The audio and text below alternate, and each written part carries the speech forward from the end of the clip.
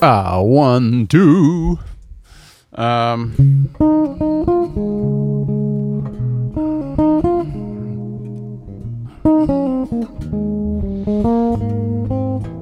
What's happening, folks? It's Janek Gwizdala. It's the Janek Gwizdala podcast. We are back, albeit briefly. A quick pit stop at home between touring. Just got back from China and Hong Kong recently, heading to the UK tomorrow. Quick shameless plug for dates in the UK because they're coming up in just a few days. So if you're listening to this close to the launch of the episode, you can still get tickets. I believe there are a few left for London, November 6th and 7th at the Pizza Express. All the links are below in the description of the video if you're watching on YouTube. Also Peggy, Skylight in Nottingham. That's November 8th. It's a week from today. And there are three clinics / masterclasses happening, hosted by A-B Workshops. One in Bournemouth on the south coast of England, November 4th. One in London at the Pizza Express, November 6th during the day. And one at Peggy Skylight, our venue in Nottingham, November 8th. It's going to be an action-packed week. I'm filming some things for Ampeg with this new move with the amps. Really excited about that. Gonna dig into a couple of different rigs and actually get to spend a day in the studio playing a bunch of different gear. I have the 410 here and the V3. I think we're gonna shoot with that, and also the V12 and the single 15, which I talked about in the YouTube video on the main channel not that long ago. Something I was super impressed with when I went to initially check out all the cabinets. So I'm psyched to get to spend a few hours working in the studio with that amp and making some videos with Ampeg. That's going to be awesome. Right now I'm in that mode of, okay, what do we play on these gigs? Of course we're going to play stuff from Nightwatch. We're going to play, in fact, the title track from Nightwatch. It's kind of a little bit sad that two of the sort of like bigger songs on the okay, it's not like, we're not talking like Ed Sheeran singles here, not massive, the Drake singles with 2 billion streams, but two of the bigger songs, the bigger productions, shall we say, the stuff that took a lot more blood, sweat, and tears to get recorded, like Non-Believer and 13 Fathoms, because they feature the sequencer quite heavily and some program stuff. It's kind of tough to do that live with just the trio without some real like production rehearsals and some, triggering and keyboard programming potentially. So I don't think we're going to be able to play this one in 9. Actually, they're both in 9, Non-Believer and 13 Fathoms. I don't think we're going to be able to play that one live, or the one with the crazy.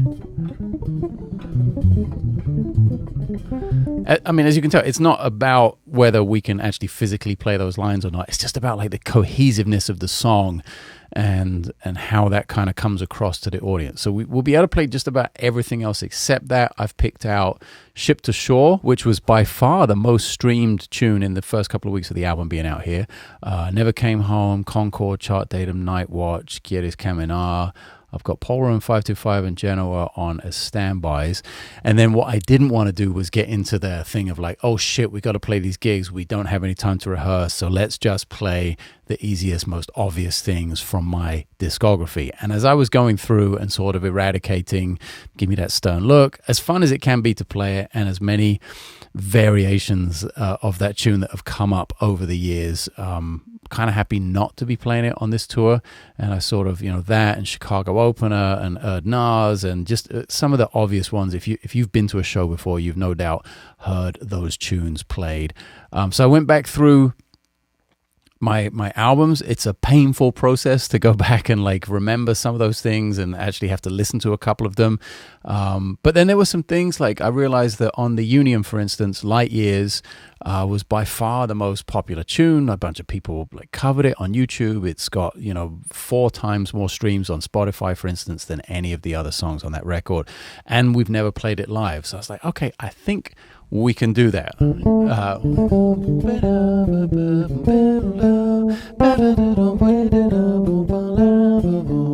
And I sort of remember it as well.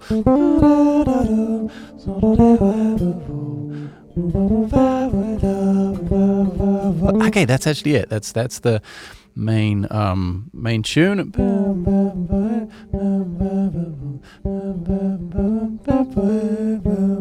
that's kind of the bridge. So it's in my brain still enough to pull it off. I sent it to the guys. I think we can pull that off as a trio. So we're going to do that, play that for the first time ever. I think I also threw Tourbillon in there as well, which is this one. Not so sure about this one, because Light Years was actually recorded as a trio on the album, but we're going to go over Tourbillon on sound check.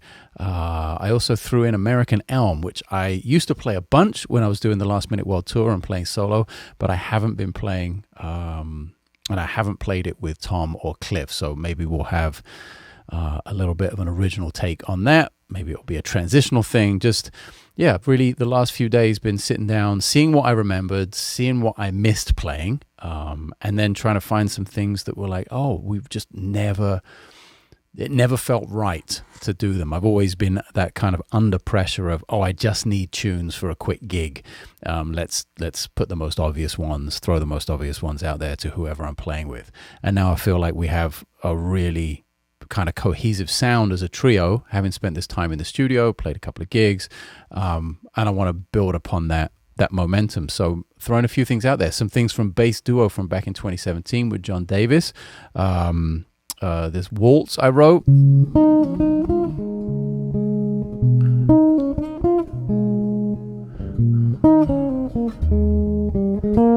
Oops. This one I don't remember as well.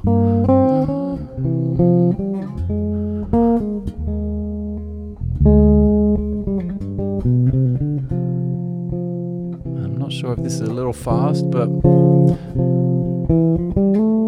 normally there'd be another A section here, but let's go to the bridge.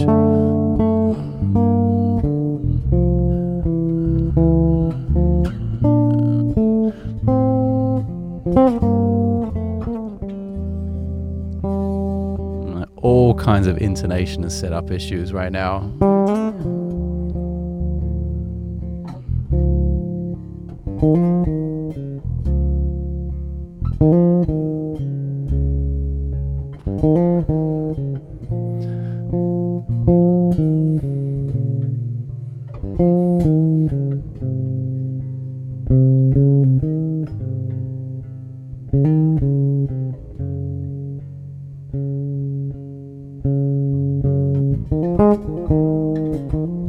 Anyway, that was actually maybe the first thing I ever played on this bass when it still had only one pickup in it, when Anders had just made it, when I first went to his workshop in Sweden to check out the instruments he had made me many years ago. And that was maybe the first piece of music I played on it. And that was the last time, like 5 or 6 years ago, that I played that tune. And the time before that was when I recorded it. So it really hasn't seen the light of day. And I'm kind of hearing it with the piano, with the trio and, piano and drums. So let's see. I hope that one makes it.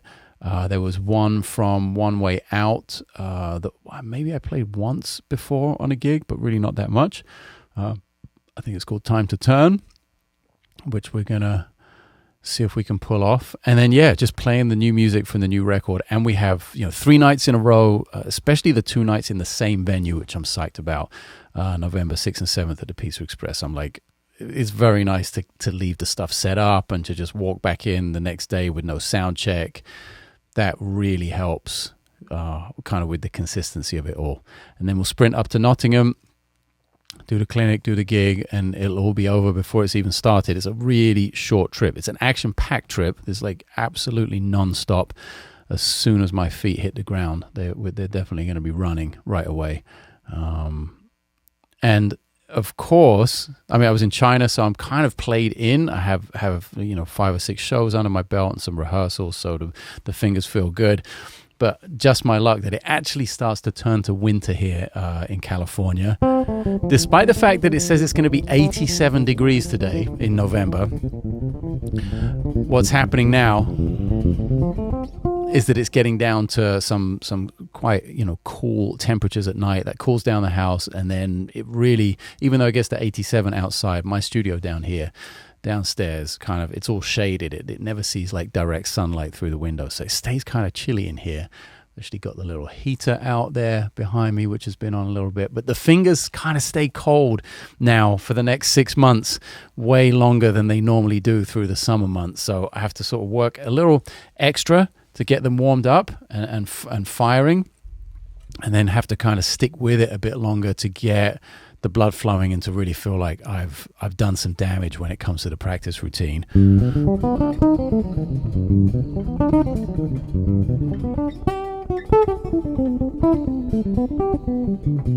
And that's why I didn't record the podcast over the weekend, to try and have it on time. That's why it's coming out here on a Wednesday, which it never does, and why it's weeks late. I've just been moving around and experiencing the impossibility of trying to juggle so many things at once. In fact, speaking of that, having talked music for the front half of the podcast, and we will continue to talk music, of course, I'm actually going to take the bass off and concentrate on talking to you guys.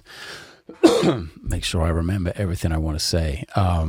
Just the impossibility of juggling so many things at the same time as one person, as like not a team.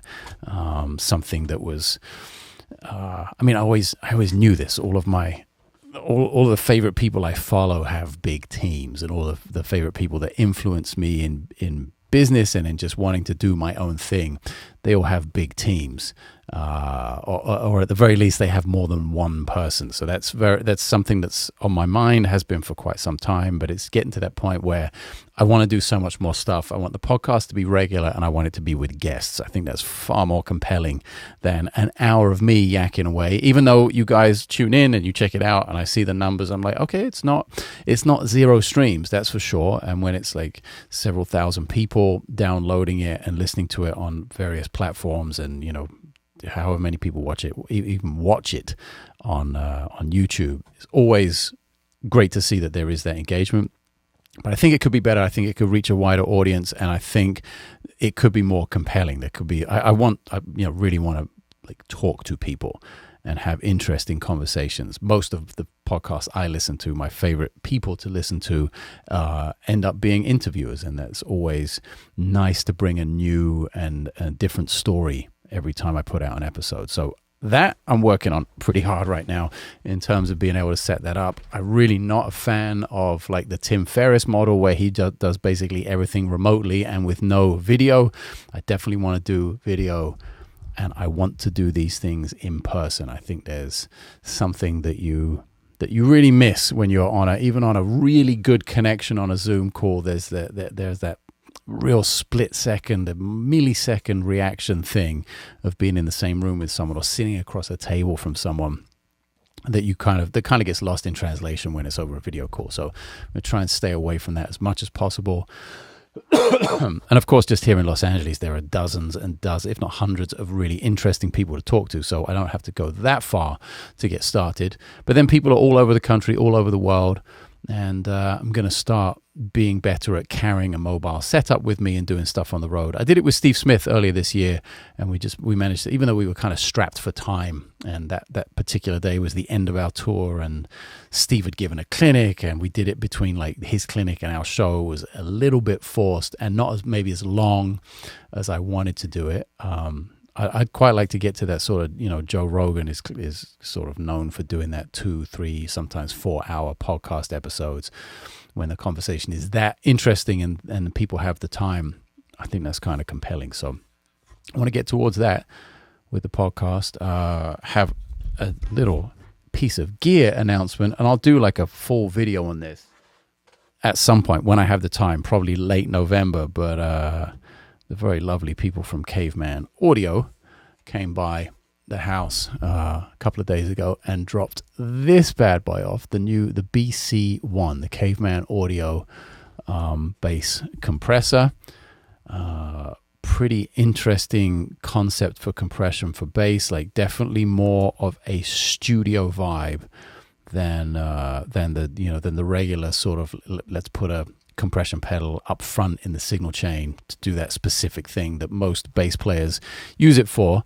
Of course, that begs the question of like, okay, so what do you use this on the end? Do you then need another compressor to do that thing on the front? Well, that's a personal taste / choice thing. But this is the concept of this is more like a mastering compressor at the end, like definitely a studio piece. Like when you're in the studio and you're plugged in and you have everything, you and your preamp and your pedals and whatever you're using, and then all of that goes into a DI, and then it goes into, you know, the outboard gear, which is at the end of the signal chain right before it goes to tape or Pro Tools. That's the concept of this. So maybe it's something that I would like to run in the effects loop of the amp. There are a ton of different ways to do it, but sort of excited to dig a little deeper into that. I think it might be more of a studio piece for me. Maybe I'm going to have the combination of the BP1 and the BC1, like the preamp and the compressor, sort of permanently installed in my studio, because I do want to do a shitload more recording from home than I have been doing. I also want to start putting out more records and all kinds of things. So maybe that is going to become more of a studio setup for me. I'm very fortunate to have a couple of these BP1 compact pedals. So if I do want that sound on the road or out of the house or more mobile, shall we say, I have that option in a smaller footprint, which is very nice. And those things sound amazing. It's like 1073 in a pedal casing, which is kind of crazy. So yeah, that's a little pedal/gear update. The amp, I'm like I don't want to say a month in now to having this as my main amp. The Ampeg is my main amp in the studio. It's awesome. I was talking to some of the guys at Ampeg the other day about the kind of the difference between, like, conceptually, like how we're so used to like looking at the amp. I'm talking about headroom here and about power, and the fact that this is the least powerful amp they have.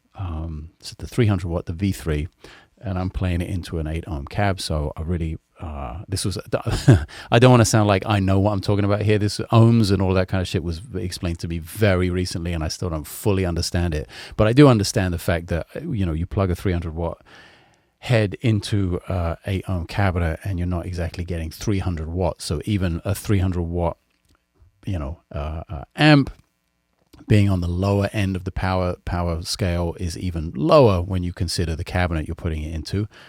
It was explained to me that if I were to use two 210s, then I would get more power out of it. Anyway, that's all by the by.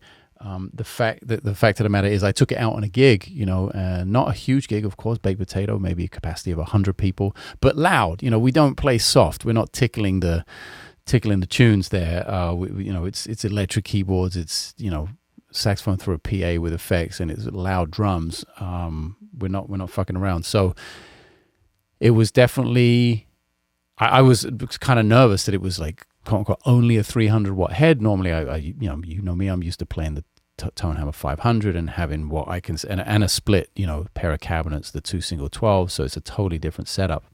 So when I was like, I think I'm a little underpowered here, I went to the amp and I started to turn up the gain and the volume. And it's that psychological thing of getting the knobs past 12 o'clock that I'm so not used to. And previously, when I would do that, the amp would kind of start to break up, especially you get them like to 1 or 2 o'clock, both knobs, gain and volume, and you're like, I'm really pushing it here. So the fact that the pots are trimmed to be sort of even throughout the whole range, and it's not like most of your power's in the first 40% of the sweep, and then there's very little incremental gain the further past 50, 60, 70, 80% you go with each knob. It's actually just, it keeps going up without breaking up and without distorting or clipping all the way. So psychologically it was like, okay, to get past that, to like actually even think about turning those knobs up so high without being afraid of it clipping was like the first little step to get over. But once I did that, I realized, okay, it's just power at this point, and it's power that doesn't clip. So long story long, it's been very nice to understand sort of the new concept of what the Ampeg Venture series is. This sounds like a long commercial for them. It's not. It is just my sort of anecdotal experience of having a big move in gear and it being really completely different in terms of the approach that you have to take. On the most basic level, not even the sound or any of that stuff, but on the most basic level of just reaching out and turning a knob up and not being afraid to turn it to 1, 2, 3 o'clock, because it it didn't clip. It won't clip, actually, as far as I know. And I pushed it. I had them both at one point at 3 o'clock, and I was pushing pedals through there and all kinds of crap, and octaves and subharmonic and high range stuff, low end stuff. It never clipped. And my experience previously, for the longest time, I experienced a lot of clipping in the past, and sort of a lot of coloration to the sound as well. This feels like a way cleaner sort of starting point. And of course, it has those options to not be clean as well. It has the SVT and the B15 simulator. Kind of simple controls, just turn it on, off, and then select between SVT and B15. Not something... That's not something I go to right away. It's not something that I think is part of my natural sound. I'm looking for clean because I want to create the sound from the fingers. But from what I gather, the new, what is the new pedal? There's a newer pedal, the newer DI, which has that sort of modeling thing in it of the B15 and the SVT from Ampeg that's in pedal form. I guess it's a similar, if not identical, circuit to that's in the head. So it has the dirt options as well, if you're a little bit old school. I guess for me, I'd just like to play a SVT and a refrigerator if I was going for that dirty sound. Not very mobile, has to be said, as I'm sure anyone with a bad back out there will testify to. Or just a bass player that's been playing forever and has had to move one of those beasts around. Not exactly optimal. So yeah, that's a little catch up on gear. I'm going to have, if any of you are coming out to the show, that's what I'm going to be playing at the Pizza Express, and at the clinics as well. If you're coming out to the clinics, that's what I'm going to be playing. So you'll be able to hear it, make up your own mind. You don't have to take my word for it. And I put out a video recently on the main channel, my take on what the difference between clinics and masterclasses are. You can go check that out. It's on my main channel. It was actually one of the least viewed videos I've put up in a long time. I thought it was a pretty interesting topic of conversation. Apparently, you guys didn't, but it's a subject that I think is worth repeating the importance of. And it's not unique, I think, to just the clinics or masterclasses, although those experiences are very unique. But my take on just being in the room, or just the concept of being in the room, whether that's to hear a band live, no matter what the size of the room is, if there are 50 people there or 50,000, obviously the masterclass or the clinic gets you that exposed view and that sort of more one-on-one access to the artist. And it's very instrument specific. But no matter what, being in a room, experiencing live music, and if you've followed me for some time, you'll know that this is not just another way to shamelessly plug my live shows that are coming up. This is something I try and do myself as much as possible. I have a 2-year-old kid and I'm on tour as a musician, so it is not that possible as much as I would like these days. But it's something I've done throughout my career, throughout my life, is try to be in the room as much as possible and experience the reality. YouTube is not reality. Podcasts are not reality. Even albums are not the reality. They're a picture of. They're an approximation of what actually happened in the room. Like if you'd have been in that room when we were recording Night Watch, the new album, it would have been such a different experience, mainly because I didn't have an amp and you'd have just been listening to drums and piano. But just in terms of what actually happens in the room versus what you hear on the record, it's very cleaned up, and not even in a sense of editing, but in the way the mix and the master is delivered. It's a really cleaned up version that suits speakers and headphones and just audio playback in general. But then you get out to the show and it's that raw thing, and you see the interaction and you feel the interaction and you hear the subtle differences from one night to the next. At least as being in the band, unless you're coming to multiple shows, being in the band is the experience of hearing those subtle differences, of playing almost exactly the same, at least the same book of music every night, even if it's not in the same order or exactly the same songs. You get to feel those subtle differences from night to night. And as an audience member, you get to hear the differences of touch and feel and sound and time and articulation and ornamentation and phrasing and all of those things. You get to feel those subtle differences from one note to the next, and in really raw and in the flesh, so to speak. So whether it's a clinic or a masterclass, that was just my little take on it on the last video on the main channel, a way to express the importance of being in the room. And of course, at a clinic and a masterclass, you can put up your hand most of the time and ask questions, or maybe you are the subject of said masterclass and you're the one being critiqued, and you're the one that's prepared that music for the guru to come in. Like I highlighted Maxim Vengerov, the great classical violinist, giving masterclasses at various universities around the world, and young violinists preparing pieces of music to play for him, and him critique them and make just the most subtle of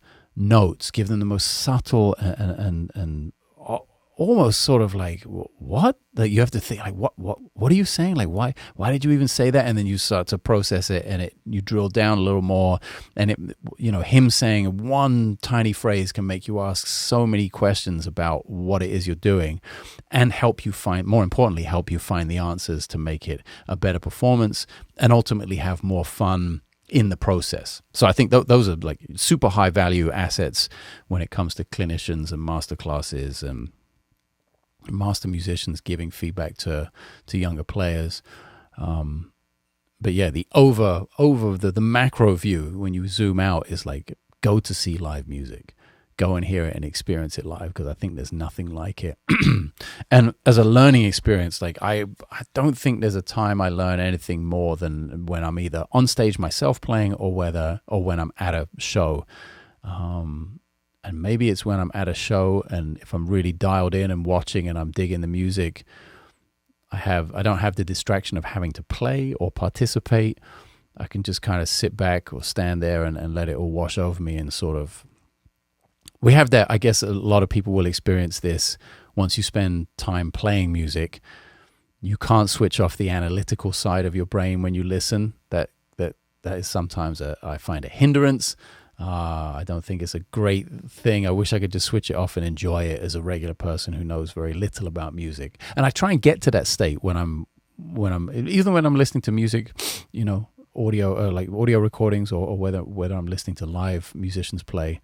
I just try and let it happen as much as I can. Of course, you're going to be like, oh shit, what was that? And oh man, I like that chord. And whoa, that was a nice melody. And there are all those things that creep in.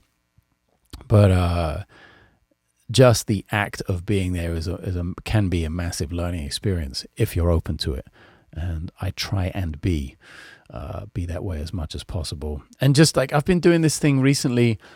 It's so weird. I never thought I would do this as much as I have been, just sort of peripherally as I'm doing other stuff. I'll have like YouTube on with my headphones. I'm like, cleaning the kitchen or cooking dinner or whatever it is. And I've been listening to blind auditions on The Voice all over the world, not just the American one here, but The Voice Bulgaria, The Voice Mexico, just really every single one. There's the hour-long compilation videos of like all the best blind auditions, all the most emotional blind auditions, all the best acoustic blind auditions. And just, it's such a completely different lane of music from what I play, from what I write, but melodically it's something, but pop music and just songs in general is something I've always been drawn to.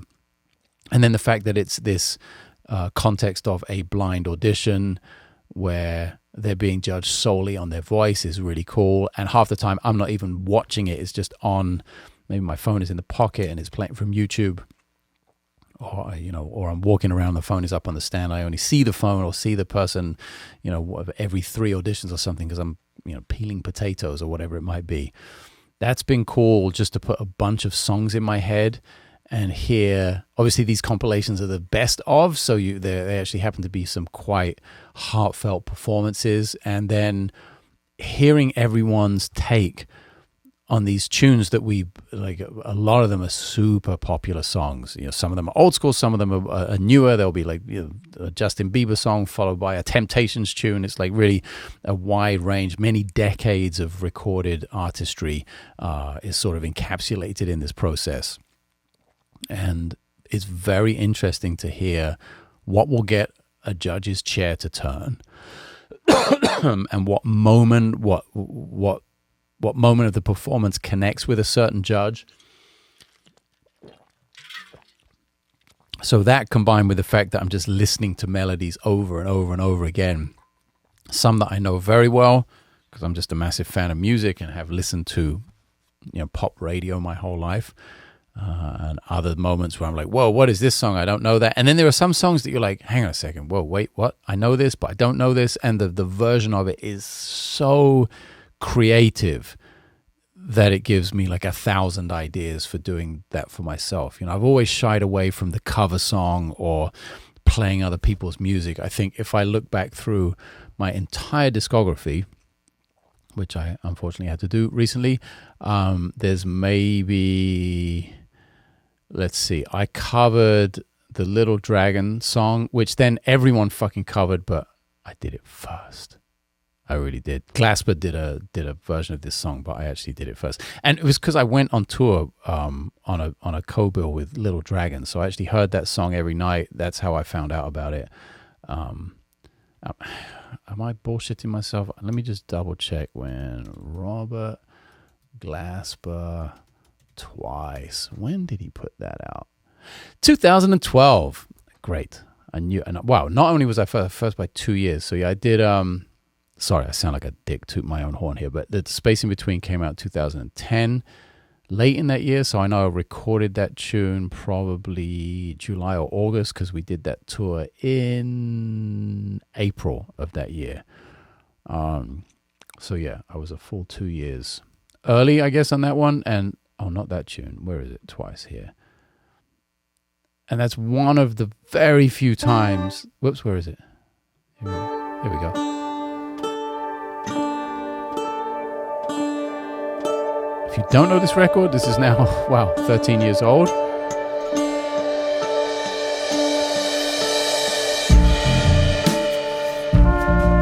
Lots of OC2 action. There's Jojo Mayer on drums, Odin Varg on trumpet, Doug Womble played guitar and sang. Twice I turned my back on you. Tim Miller on guitar. I fell flat on my face, but didn't lose. So it's very, very rare that. So there was nothing on my first record, nothing on 55R. That was all original. The Space in Between had one cover on it, which was that one, which was Twice. Live in Barcelona. No. Only Happens Once. No. Theatre by the Sea. That was all original. Motion Picture was all original. Snow God all original. American Elm. American Elm had God Rest You Merry Gentlemen, had a hymn, and it had Day Tripper, the Beatles. So of I think 15, 16, 17 albums or something that I've put out, there have been 3 covers total. So it's obviously not something I've done. It's not like Pomplamoose or Scary Pockets or something. That's literally all they do. And I've always just shied away from that whole thing. Never really felt I had something that original to say with old music, like an original way to revoice it. But it's something I hear maybe a little bit more now, that I do have some ideas and some reharm things that I would possibly like to explore and maybe do some tunes that I've just loved over my life that I find myself maybe quoting or find myself sort of singing or wanting to go back and listen to the originals a little more these days.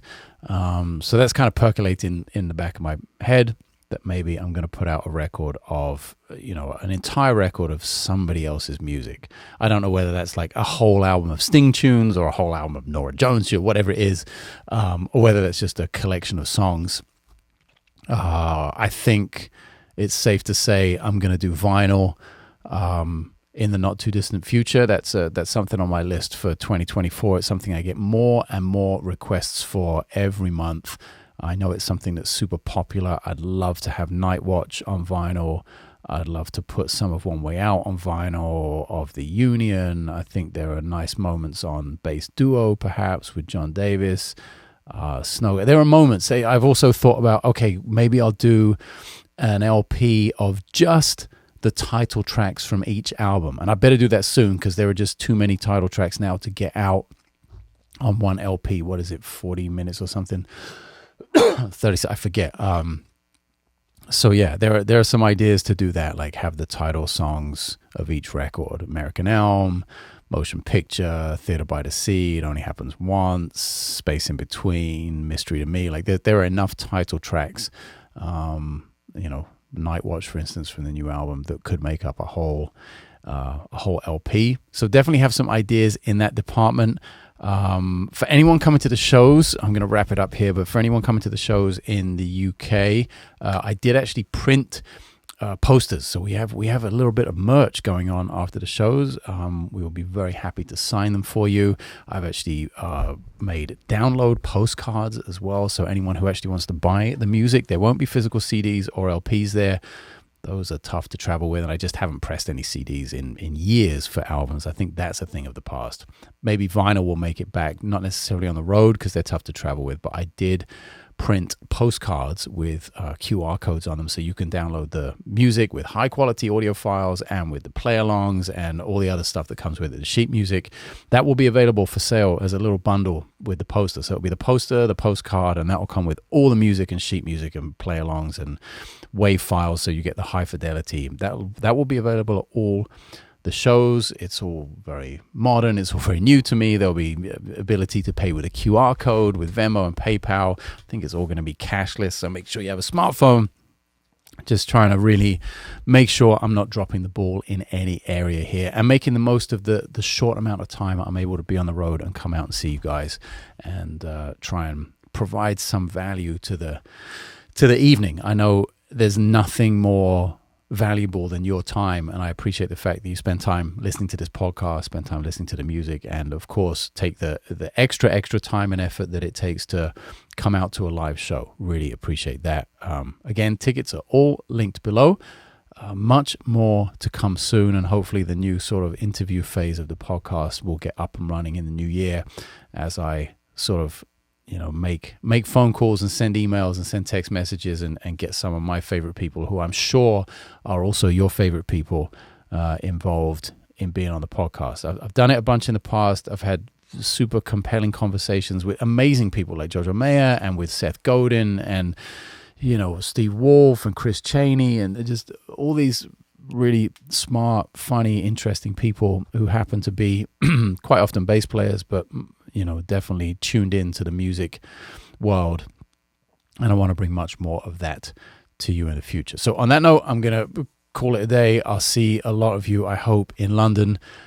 Pizza Express, November 6th and 7th. Peggy Skylight, November 8th in Nottingham. Clinics in Bournemouth, November 4th at Absolute Music. November 6th during the day at Pizza Express, November 8th during the day at Peggy Skylight, all hosted by AB Workshops and supported by DR Strings on this run. So yeah, appreciate you listening this far. I'll speak to you very soon. Later.